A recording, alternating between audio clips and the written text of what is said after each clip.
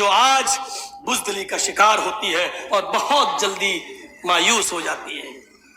بہت جلدی مایوس ہو جاتی ہے۔ اس کو فیصلے کرنا نہیں آتا ہے، یہ قوم متحد نہیں ہوتی ہے۔ میرے بھائیوں، کتنے 20 سال سے جلسوں میں آ رہا ہوں آپ کے علاقوں، آس پاس کے علاقوں میں، اور بار بار کہہ رہا ہوں کہ مسلمانوں اپنی طاقت کو پہچانو، بار بار کہہ رہا ہوں کہ سنو، تم اس ملک کے پردھان منتری نہیں بن سکتے، یہ فیکٹ ہے۔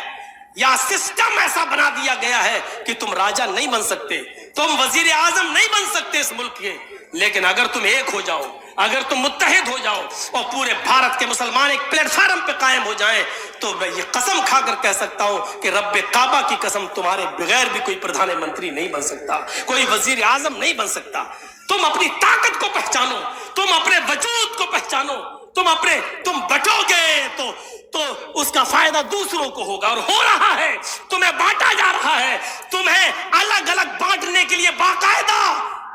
لوگوں کو پالا جا رہا ہے، باقاعدہ لوگوں کو اتارا جا رہا ہے، تمہارے درمیان نا اتفاقی پیدا کرائی جا رہی ہے، تمہارے ووٹوں کو تقسیم کرنے کی پلاننگ بہار کے بعد بنگال میں بھی ہو رہی ہے۔ تم پہچان نہیں پا رہے ہو، سمجھ نہیں پا رہے ہو، یہ تمہیں ہوش کے ناخن لینے کی ضرورت ہے، سمجھنے کی ضرورت ہے، پلاننگ اچھی ہونی چاہیے تمہاری، جو ابھی تمہیں ہوش نہیں آ رہا ہے، تمہیں ہوش نہیں آ رہا ہے۔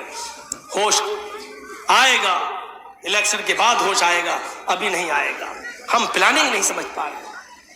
ہمارے ہاں ایک صاحب ایسے تھے، نام لینا ضروری نہیں ہے، ملائم سنگھ کی جب تک حکومت رہی ان کو یوپی میں گھسنے نہیں دیا گیا، ہمارے ہاں اکھلیش کی جب تک حکومت رہی ان کو گھسنے نہیں دیا گیا، ہمارے ہاں مایاوتی کی حکومت رہی ان کو گھسنے نہیں دیا گیا، لیکن آج یوگی جی کی حکومت ہے، ان کو بار بار اجازت مل رہی ہے، آئیے یہاں، آئیے وہاں آئیے، پھر بھی ہماری کھوپڑی میں نہیں بیٹھ رہا ہے، ہماری سمجھ میں نہیں آ رہا ہے، ہماری عقل میں بھینس کا گوبر بھرا ہوا ہے، ہم سمجھ سے دور ہیں، ہم بس جذباتی ہو جاتے ہیں، ہم یہ سمجھتے ہیں کہ مولانا جرجیس نے پردھان منتری کے بارے میں ایسا بول دیا، یہی ہمارا ہیرو ہو گیا ہے۔ میرے بھائیوں، ہمیں جذبات سے نہیں، ہوش کے ناخن لینے کی ضرورت ہے، اور اس وقت بہت ہوش کی ضرورت ہے،